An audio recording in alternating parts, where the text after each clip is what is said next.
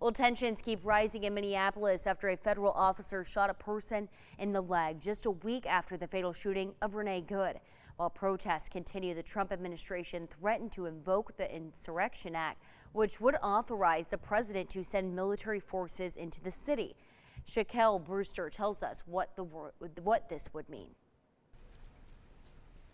Hi there. Well, the situation here in Minneapolis is increasingly tense, and conversations that I've been having with folks here, there's a fear that it's only going to get worse, that there's going to be more arrests during this increased immigration enforcement and more clashes as people come out and show that they don't like what they're seeing on the ground. Similar to what we saw yesterday when you had a completely residential neighborhood just overtaken by tear gas, flashbangs, pepper spray after another shooting involving a federal agent.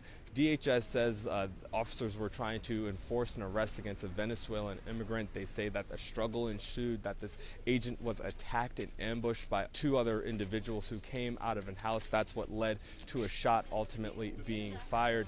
That situation is now being investigated. We know not just by ICE, but also by state agencies that we saw at the scene going through and poring over evidence in that area. We know President Trump this morning referenced the increase in violence that we're seeing, saying and threatening that he may invoke the Insurrection Act that he says would allow him to bring federal troops here to stop the protests and, in his words, protect ICE agents. And we know Minnesota's governor on social media today making a direct appeal to the president, asking him to turn down the temperature, and also talking to Minnesota residents, saying that now is not the time to fan the flames that we've been seeing. So really tense moments that we have here in Minneapolis, concerned that we are just another incident away from another flare-up, all more than a week after Renee Good was killed by an ICE officer right here in this location.